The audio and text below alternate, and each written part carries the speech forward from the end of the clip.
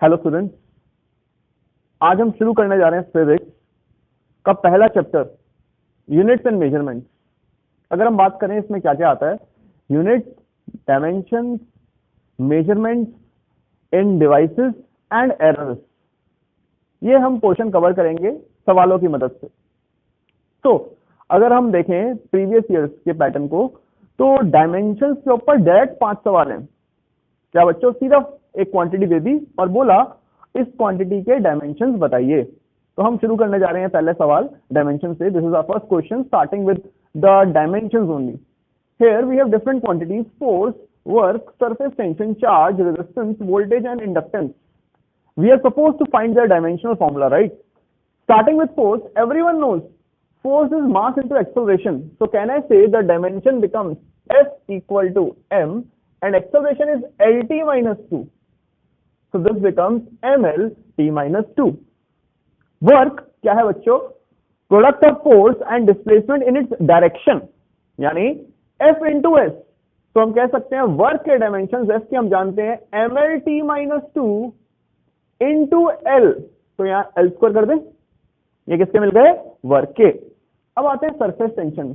मैं याद कराने के लिए एक चीज बताता हूं कि बच्चों फोर्स का हमें याद होता है, उसको डिस्प्लेसमेंट से मल्टीप्लाई कर दो तो वर्क आ जाता है, उसको डिस्प्लेसमेंट से डिवाइड कर दो तो क्या मिल जाएगी? Surface tension.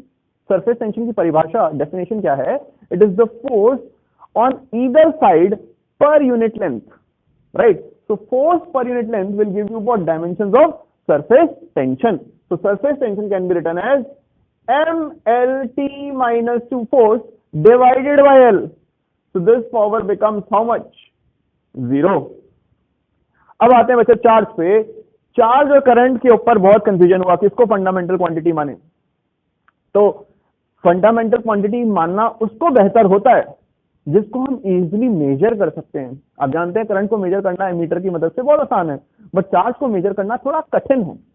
तो हमने करंट को फंडामेंटल क्वांटिटी माना और चार्ज डिपेंडेंट हो गई किस पे? करंट पे। हम जानते हैं चार्ज का क्या फॉर्मूला होता है? Current into time, current into time. तो चार्ज की डायमेंशंस क्या होंगी? करंट को हम डिनोट करते हैं ए से और टाइम को डिनोट करते हैं टी से। तो ये आ गई एटी। चाहे आप इसको लिख लो m0 l0 t1 a1। ये किसकी डायमेंशन है बच्चों? चार्ज की। अगली करंट की क्वांटिटी रेजिस्टेंस।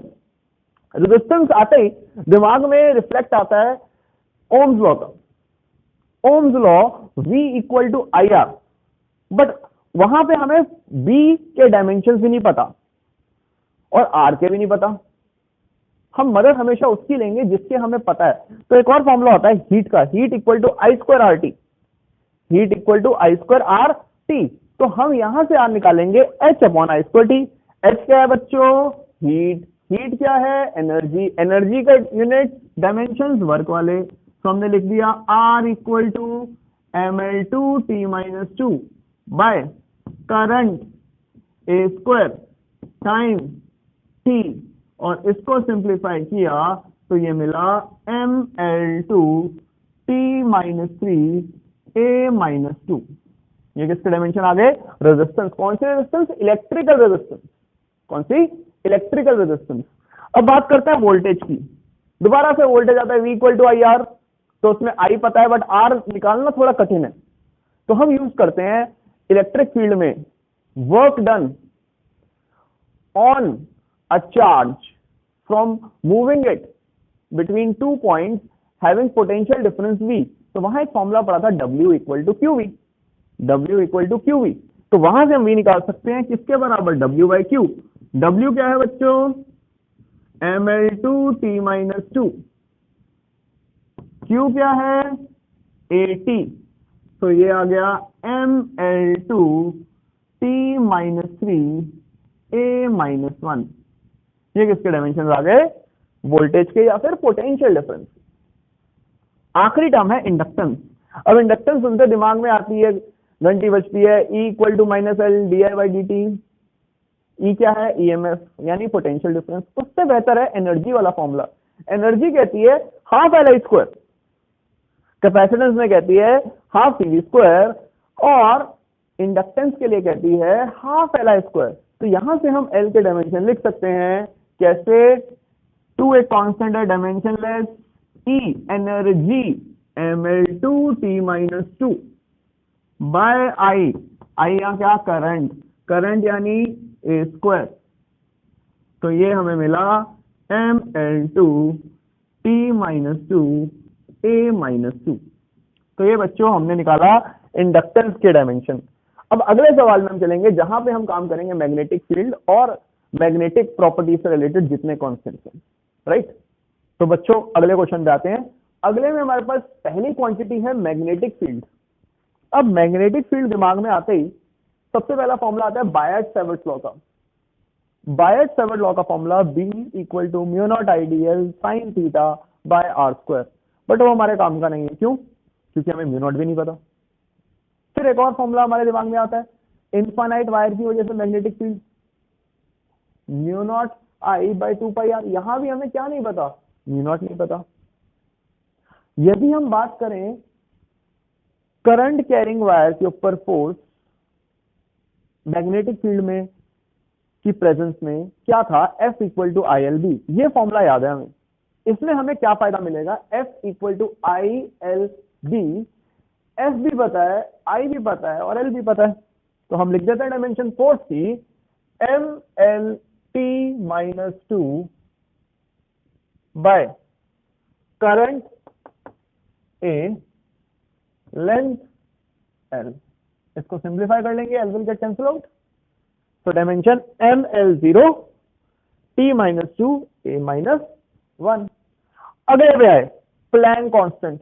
प्लैंक कांस्टेंट का बच्चों फॉर्मूला याद है सबको। एनर्जी किसके बराबर है? H into nu. H into nu यानी H = energy upon frequency. Energy work दिमाग में आएगा mL2T-2 divided by frequency time का इनवर्स। किसका inverse?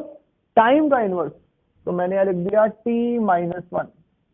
Simplify, we will get the dimensions of what? Planck constant. अब आए एप्सिलॉन नॉट पे, permittivity of free space.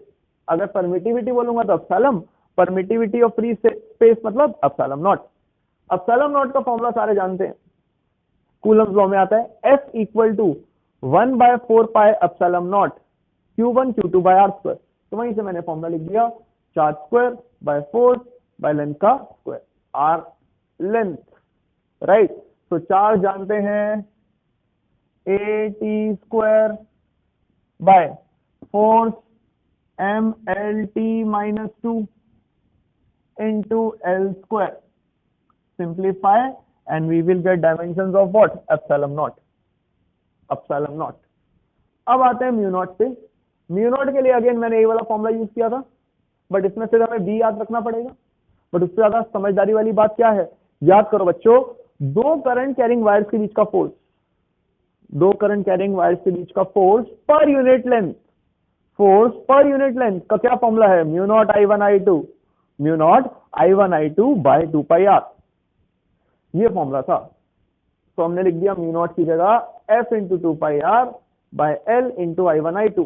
R और L दोनों लेंथ की डायमेंशन रखते हैं, तो ये कैंसल आउट हो गया, बचा फोर्स अपॉन करंट का स्क्वायर।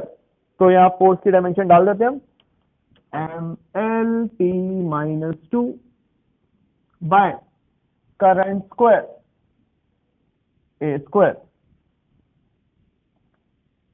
ये हमारे पास आ गया किसके? Mu naught. बच्चों म्यू नॉट एप्सिलॉन नॉट ये दो बड़े ही इंपॉर्टेंट हैं, बड़े इंपॉर्टेंट है। इनके ऊपर काफी क्वेश्चन आए हैं, 3 सवाल आए हैं टू बी प्रिसाइज। अब बात करते हैं डाइलेक्ट्रिक कांस्टेंट की। डाइलेक्ट्रिक कांस्टेंट रेशियो होती है electric field net upon initial electric field. तो दोनों सिमिलर क्वांटिटीज हैं, और सिमिलर क्वांटिटीज की रेशियो जिनके डायमेंशन सेम है उनकी रेशियो हमेशा क्या देगा? Dimensionless quantity, dimensionless quantity. तो हम लिख देंगे M0 L0 T0 A0। ये थी हमारे पास कुछ स्टैंडर्ड डायमेंशन इसी में अगर हम बात करें डायमेंशनलेस में काफी क्वांटिटीज आती हैं, बता सकते हैं? जितनी भी ट्रिग्नोमेट्रिक टर्म्स है, जितनी भी ट्रिग्नोमेट्रिक टर्म्स है,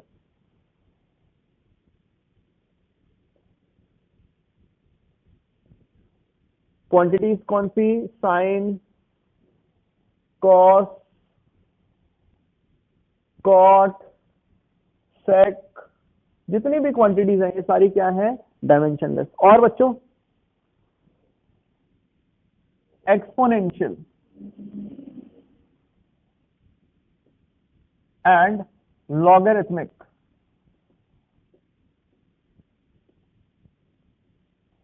exponential and logarithmic. Exponential e की power, logarithmic log any base,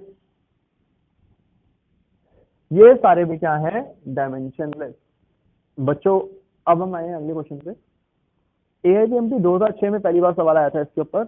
unknown constants के डायमेंशन ढूंढने हैं हमें। कुछ क्वांटिटीज तो हमें पता है, speed, velocity, acceleration, force, but कुछ अननोन कांस्टेंट हो सकते हैं, ए बी सी एक्सेट्रा। तो अब कमिंग क्वेश्चंस में हमें ए बी सी जितने भी अननोन हैं उनके डायमेंशंस निकालने हैं, और बाकी सब स्टैंडर्ड टर्म्स के डायमेंशंस वही रहेंगे। पहला question, A unknown is equal to V T plus B unknown T square plus C unknown exponential E raise to power D. यहां पे आप देख रहे हैं अलग अलग क्वांटिटीज ऐड हो रही हैं। जब भी हम ऐड करेंगे तो दोनों की डायमेंशन सेम होनी चाहिए। मैं ये बोल सकता हूँ 4 मीटर प्लस 8 मीटर, दोनों मीटर ही होंगे। क्या मैं कह सकता हूँ 4 मीटर प्लस 8 केजी? क्या अलग अलग डायमेंशंस को हम ऐड कर सकते हैं? बिल्कुल नहीं। सो एडिशन और सब्ट्रैक्शन तभी मीनिंगफुल रहेगा जब क्वांटिटीज के डायमेंशंस क्या होंगे? सेम। तो बच्चों मैंने लिखा है डीएफ ऑफ ए, यानी डायमेंशनल फॉर्मूला ऑफ ए।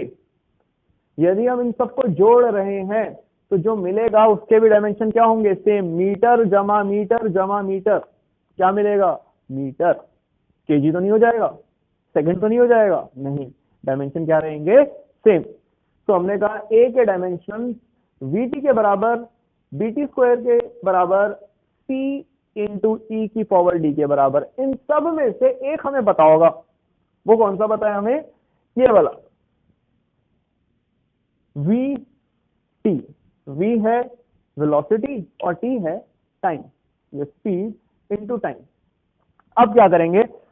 बारी बारी इससे कंपेयर करते रहेंगे। ए को इससे कंपेयर किया, बीटी स्क्वायर को इससे और इसको इससे। तो मैंने लिखा ए। ए के लिए हम क्या लिख सकते हैं? डायरेक्टली वीटी के डायमेंशन के बराबर। वी है वेलोसिटी या speed, L T minus one into T, यानी क्या रहेगा? एल। चाहे आप लिख सकते हैं M zero L one T zero. ये डायमेंशन आ गए किसके? ए के। अब हमें बी के चाहिए, तो बी है बीटी स्क्वायर, वीटी के बराबर। तो हमने लिखा VT by T square, VT by T square. VT के लिए हमने दोबारा से डायमेंशन डाल दिए,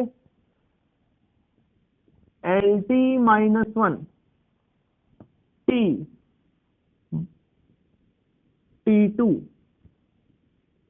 तो माइनस वन और वन गायब, क्या रह गया? L T minus two. ये किसके डायमेंशन आ गए? बी के। अब हम आते हैं एक्सपोनेंशियल पे। बड़ा एक्सपोनेंशियल टर्म हमेशा क्या रहेगी? डायमेंशनलेस। क्या रहेगी? डायमेंशनलेस। एक्सपोनेंशियल, लॉगरिथमिक, ये सारी टर्म्स हमेशा क्या रहेंगी? डायमेंशनलेस। तो पहली चीज, एक्सपोनेंशियल की जो भी पावर होगी उसको क्या होना पड़ेगा? डायमेंशनलेस। तो बिना सोचे डी को आप डायमेंशनलेस कर दीजिए पहले, M zero L zero T zero, ये मिल गया हमें क्या? डी। अब जब हम देखेंगे डायमेंशंस में, तो ई डी के डायमेंशंस कुछ नहीं है, डायमेंशनलेस। तो जो सी के डायमेंशन है वो बेसिकली किसके बराबर है? वीटी के बराबर है। तो मैंने लिख दिया सी के डायमेंशन किसके बराबर? वीटी के। और ये वीटी का हम ऑलरेडी लिख चुके हैं, तो हमने यहाँ क्या लिख दिया? एल। क्या लिख दिया? एल। ये था हमारा पहला पार्ट। इसमें हमें हमेशा एक पता होगा और बाकियों को उससे क्या करेंगे, इक्वेट करेंगे, किसको, डायमेंशन। अब हम आते हैं अगले पार्ट पे। फोर्स का फॉर्मूला एक hypothetical a/x² sine bt plus π/6, a unknown, b unknown, f यहां क्या है, फोर्स, t यहां क्या है, टाइम, x यहां क्या है, लेंथ। सो यहां पे दोबारा से हमें साइन की टर्म मिल रही है। क्या मिल रही है, साइन की टर्म। बेटा ट्रिग्नोमेट्रिक फंक्शंस कैसे होते हैं, डायमेंशनलेस होते हैं। कैसे होते हैं, डायमेंशनलेस। तो ये टर्म हमारी हो गई डायमेंशनलेस। बचा क्या, f equal to a/x², dimension में। तो हमने कहा a/x² के डायमेंशन किसके बराबर है, f के। तो बताइए a के क्या होंगे, क्या मैं लिख दूं f इंटू x² के डायमेंशन के बराबर होंगे, f इंटू x², और f क्या है, फोर्स, फोर्स होती है ml t-2 इंटू l², तो ये क्या बन गया, L3। क्या बन गया, L3। अब हम आते हैं b पे। साइन ट्रिग्नोमेट्रिक फंक्शन हमेशा डायमेंशनलेस, और साइन का आर्गुमेंट जो अंदर एंगल रखते हैं वो भी हमेशा क्या होगा, डायमेंशनलेस। तो मतलब bt अपने में कोई डायमेंशन नहीं रखता, bt अपने में कोई डायमेंशन नहीं रखता, यानी bt is dimensionless. Hence I can say b के डायमेंशंस होंगे 1/t वाले। क्यों, क्योंकि bt खुद क्या है, डायमेंशनलेस। तो हमें क्या मिल गया, t की पावर -1। आइए अगले पार्ट पे चलते हैं। अगले पार्ट में है a equal to dx/dt, x length t time, x length t time. वैसे जब भी हम डेरिवेटिव में खेलते हैं तो डेरिवेटिव अलग अलग ऑर्डर के होते हैं, first order, second order, third order. ये है हमारा first order derivative. First order derivative यहां पे अगर आप देखेंगे तो कौन सा है, थर्ड ऑर्डर, और यहां पे कौन सा है, सिक्स्थ ऑर्डर। तो इसके लिए हमेशा ध्यान रखेंगे, जब भी आपको डेरिवेटिव के डायमेंशंस निकालने हैं तो आसान तरीका क्या है, d वाले पार्ट को गायब कर दीजिए। जब d को गायब किया तो क्या रह गया, x/t। क्या रह गया, x/t, मतलब a के डायमेंशन x/t वाले हैं। x यहां लेंथ है, t यहां टाइम है, तो डायमेंशन क्या आ गए, LT-1। ये एक्चुअली में क्या बताता है, ये बताता है rate of change of x with respect to time. तो ऊपर x, नीचे time, rate of change of x with respect to time. ये क्या बताता है, rate of change of x, rate of change of x with time, दोबारा से उसका rate of change with time, दोबारा से उसका rate of change with time. तो x का हम डेरिवेटिव ले रहे हैं किसके रिस्पेक्ट में, टाइम के रिस्पेक्ट में। कितनी बार, 3 बार। ऊपर x ही है बट नीचे डेरिवेटिव किसके रिस्पेक्ट में ले रहे हैं, t के रिस्पेक्ट में। कितनी बार, 3 बार। तो बेटा ये d वाले पार्ट गायब कर देंगे, बचा क्या, x/t³। तो x है l, ये है t की पावर 3, तो ये आ गया अपने पास क्या, LT-3। अब अगले लॉजिक से मुझे बताओ, यहां पे c जो है वो है e² इंटू दिस। क्या इसके कोई डायमेंशन होते हैं, e² के? नहीं, अभी बताया एक्सपोनेंशियल के कोई भी डायमेंशन नहीं रहेंगे। Exponential, logarithmic, trigonometric have no dimensions whatsoever. So we are getting c as a product of e² into this. c जो है वो प्रोडक्ट है किसका, e² इंटू d6y/dx6। कौन से ऑर्डर का डेरिवेटिव बच्चों, 6th ऑर्डर। कौन सा, 6th ऑर्डर। तो हमने e² को कर दिया गायब डायमेंशंस में, तो d को भी कर दिया गायब। बचा क्या, y का डेरिवेटिव किसके रिस्पेक्ट में, x के रिस्पेक्ट में। कितनी बार लेना है, 6 बार लेना है। तो यहां आ गया y/6, यानी ये लेंथ, ये लेंथ, और जब सिंप्लीफाई किया तो क्या आ गया, L⁻⁻5। तो अब हम तैयार हैं डायमेंशन खोजने के लिए किन्हीं भी अननोन के, किसकी मदद से, ऐसी क्वांटिटी की मदद से जो हमें पता है। और हम कौन सा प्रिंसिपल लगा रहे हैं कि एडिशन और सब्ट्रैक्शन उन्हीं के बीच मीनिंगफुल रहेगा जिनकी डायमेंशंस क्या है, सेम है। सबने वंडरवॉल इक्वेशन सुनी हुई है, p plus a by v square into v minus v equal to RT, n या 1 है, we have taken for 1 mole of gas। हमसे बोला गया है a by b के डायमेंशंस क्या होंगे, a by b के डायमेंशंस क्या होंगे। तो पहले तो आप इसमें देखिए कहां पे एडिशन सब्ट्रैक्शन हो रहा है। हमें पता है हम ऐड और सब्ट्रैक्ट उन्हीं को करते हैं जिनकी डायमेंशंस क्या होती है, same. Addition and subtraction is meaningful only between quantities of same dimensions. तो यदि p में a by v square add किया जा रहा है तो इन दोनों के डायमेंशन क्या रहे होंगे, सेम। तो मैं कह सकता हूं dimensional formula of a by v square किसके बराबर होगा, p के। यानी a के जो डायमेंशन होंगे वो किसके बराबर होंगे, pv स्क्वायर के बराबर होंगे। यदि प्रेशर के देखें, प्रेशर होता है force mlt-2 per unit area by L square यानी -1 इनटू वॉल्यूम का स्क्वायर, वॉल्यूम होता है एल क्यूब यानी ये क्या हो गया L6। तो ये मिल गया हमें किसके बराबर, ml5t-2। ये किसके डायमेंशन आ गए बच्चों, a के।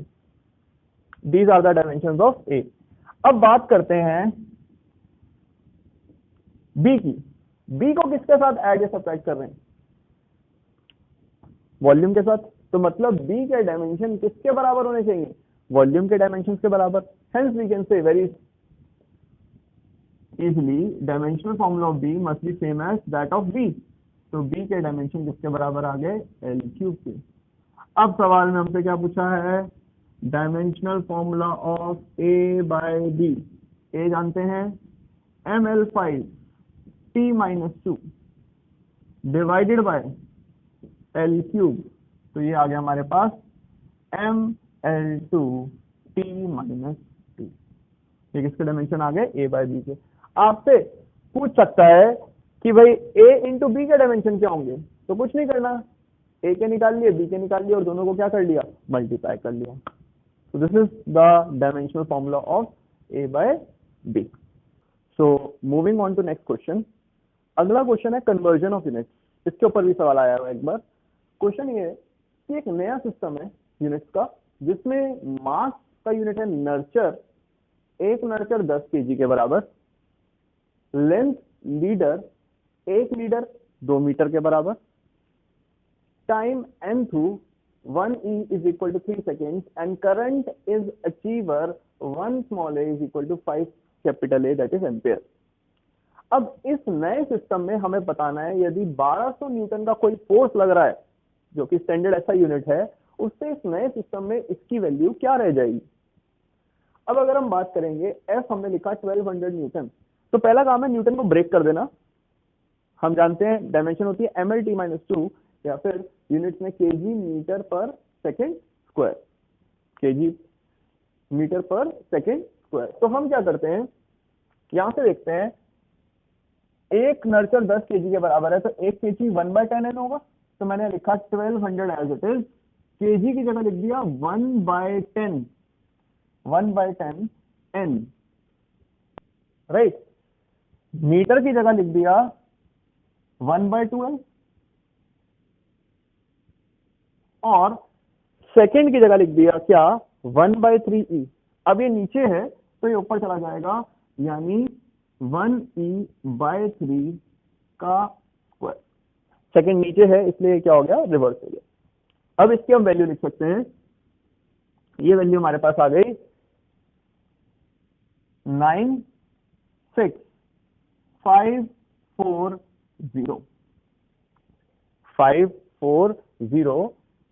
NL/e²।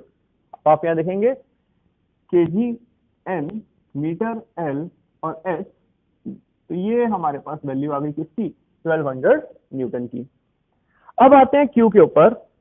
चार्ज 60 कूलम, कूलम को हम लिख सकते हैं ampere second, charges current into time ampere second. अब हम आते हैं एम्पेयर, 5 एम्पेयर 1 अचीवर के बराबर है, तो हम कह सकते हैं 60 1/5 स्मॉल ए, सिमिलरली सेकंड का हम अभी देख चुके हैं 1/3 E, ये हमारे पास वैल्यू आ गई। इसको सिंप्लीफाई किया तो ये हमारे पास आ गया 4AE, मतलब 60 कूलम की जो इक्विवेलेंट वैल्यू है वो है 4 अचीवर N2।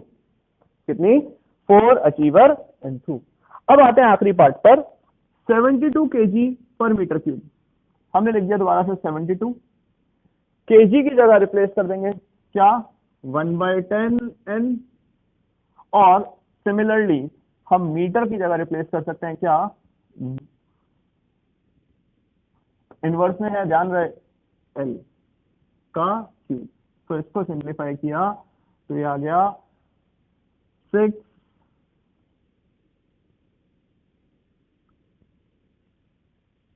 ये हमारे पास वैल्यू आ गई किसकी?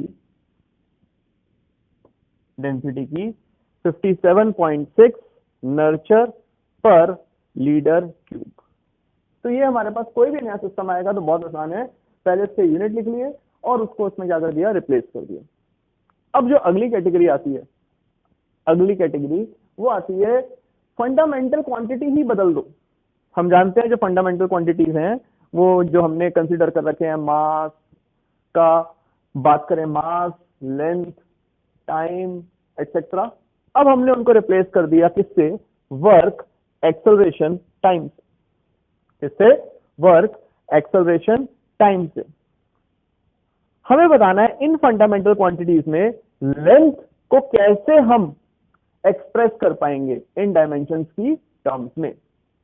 सो पहला स्टेप, लेंथ को हमने लिख दिया proportional to work, acceleration, time. हमें नहीं पता कितनी पावर है, तो हमने इसकी पावर अज्यूम कर ली A, B और C, A, B और C।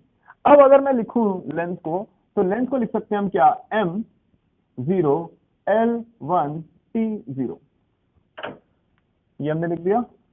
और यहां पे वर्क के डायमेंशन जानते हैं, ML2 T-2, एक्सेलरेशन के LT-2 और टाइम के T। पावर क्या है इनकी? A, B और C। अब अगला काम है कंबाइन करना सबको, तो मैंने यहां लिखा MA L2A T-2A LB -2B और C। यहां से हमने देखा मास के साथ जो पावर है वो है A, लेंथ के साथ पावर आ रही है 2A plus B, 2A plus B, और टाइम के साथ -2A -2B प्लस C।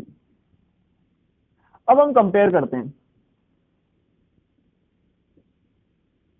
देखो हमेशा ध्यान रखेंगे वेरिएबल और इक्वेशन, कितने वेरिएबल हैं? A, B and C, 3 variable हैं, तो इक्वेशन भी कितनी बनानी पड़ेंगी? 3। तो सबसे पहले हम यहां से देखते हैं, इधर से जब m को इक्वेट किया, m की पावर्स को इक्वेट किया तो हमें क्या मिला? A = 0। जब हमने L को इक्वेट किया,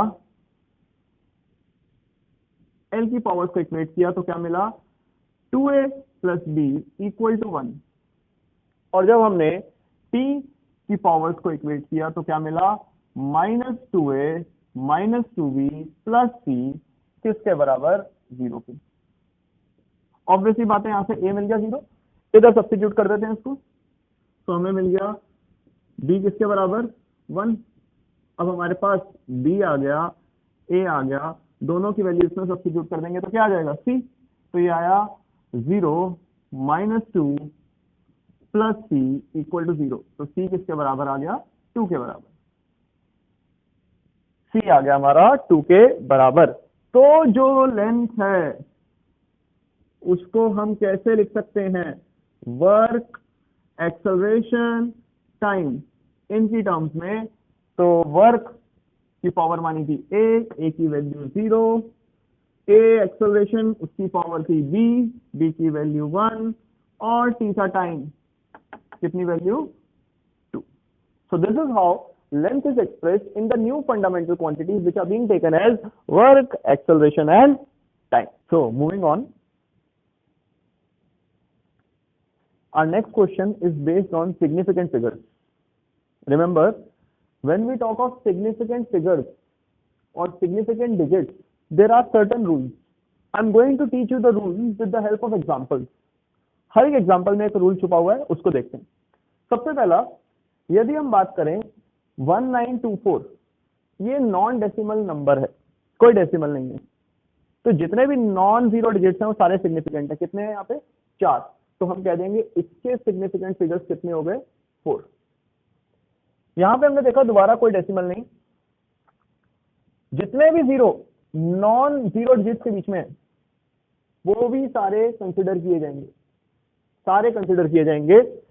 जो जीरो ट्रैप्ड है किसी भी दो नॉन जीरो डिजिट्स के बीच में, उनको कंसिडर किया जाएगा। सो 1 2 3 4 5 6, तो इसका आंसर आ जाएगा हमारे पास कितना? 6। अब आते हैं यहां डेसिमल नहीं है कहीं भी, तो जब भी डेसिमल नहीं है, शुरू के जीरो जो कि नॉन जीरो डिजिट से पहले आते हैं वो कभी मैटर नहीं करेंगे, कभी मैटर नहीं करेंगे। तो ये आ गया 7081, मतलब 4। ये अपने पास आ गए कितने? 4। अगले पे आए 3400, यहां भी डेसिमल नहीं है, और जितने जीरो नॉन जीरो डिजिट्स के बाद आ रहे हैं वो भी कंसिडर नहीं किए जाएंगे। इस पे एक शर्त है, वो आगे देखेंगे, एक कंडीशन है। यहां पे अभी ये पीछे के जीरो मैटर नहीं करेंगे, तो कितने डिजिट्स आ गए? 2। ठीक। अब हम यहां आए, यहां भी कोई डेसिमल नहीं है, पर ध्यान दीजिएगा इसमें और इसमें क्या फर्क है। यहां यूनिट लगा हुआ है बच्चों, जब भी यूनिट लगेगा तो शुरू के जीरो तो मैटर नहीं करेंगे, बट बाद के जीरो मैटर करेंगे। मतलब यदि मैं यहां देखूं 1 2 3 4, अभी चारों मैटर करेंगे। अगर मैं यहां शून्य लगा देता, अभी भी 4 रहेंगे, क्योंकि आगे के जीरो मैटर नहीं करते, बट पीछे के जो जीरो हैं अब वो यूनिट लगाने की वजह से क्या होंगे?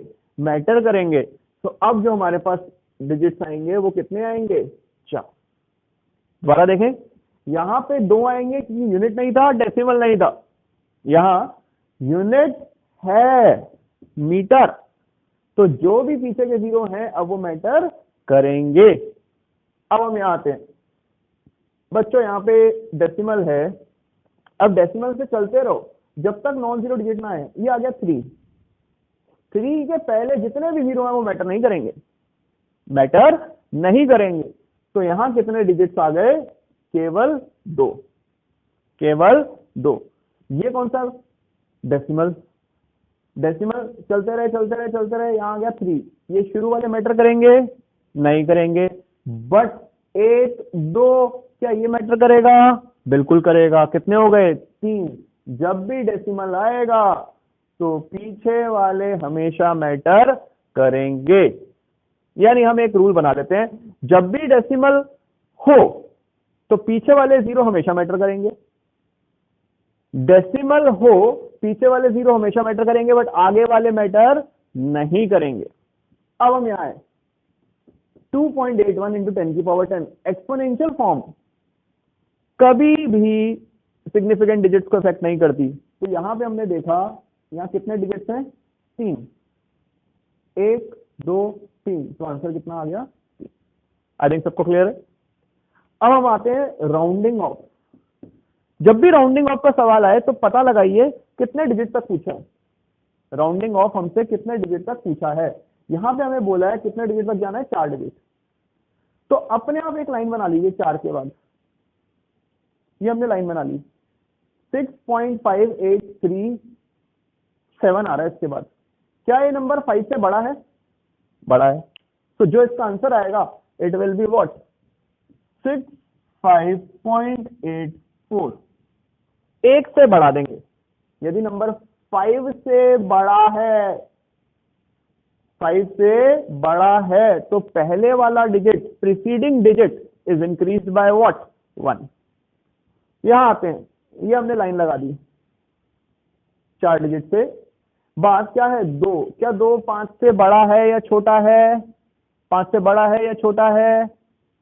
छोटा है, तो इसको कुछ भी हम चेंज नहीं करेंगे। 7.108। अब आगे आते हैं, यहां हमने 4 के बाद लाइन लगा दी, 2.12 के बाद लाइन लगा दी। ये 5 से बड़ा है या छोटा है?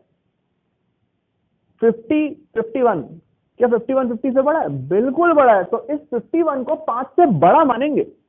तो बड़ा मानते हुए यहां पे हमने एक डिजिट बढ़ा दिया, 2.1, 2 के बाद क्या लगा दिया? 3। क्या लगा दिया? 3। अब हम यहां आए, लाइन लगा दी, दोबारा से देखा, 2.1351, 50 से बड़ा है, 50 से बड़ा है। तो यहां पे भी हमने एक बढ़ा दिया, 2.14। अब बच्चों अगला पार्ट, अगले पार्ट में अगर हम देखें तो ये 5 है। 5 जो है वो एक नया रूल साथ लेके आता है। वो रूल ये कहता है, क्योंकि ना ये 5 से छोटा है ना 5 से बड़ा है, 5 ही है, तो ये रूल ये कहता है यदि पहले इवन नंबर है, इस 5 से पहले क्या है? Even number. 2 क्या है? इवन नंबर, तो कोई भी चेंज नहीं होगा। तो इसको क्या लिख देंगे? 22.12, 22.12। यहां आए, ये लाइन लगा दी, 5, दोबारा 5, क्योंकि यहां शून्य है, 5 से बड़ा नहीं है, 5 से छोटा भी नहीं है, 5 ही है। तो फिर हम इवन और चेक करेंगे, क्या ये इवन है? हाँ इवन है, तो मतलब इधर कोई भी परिवर्तन नहीं होगा। 2.12 मतलब 5 हो या 5 शून्य, कोई फर्क नहीं पड़ता, आगे इवन है तो कोई परिवर्तन नहीं होगा। अब यहां है 2.135, 5 है, ना छोटा ना बड़ा, तो रूल इवन ऑड वाला ये कहता है 5 से पहले ऑड है, 5 से पहले ऑड है, तो आंसर आएगा 22.14।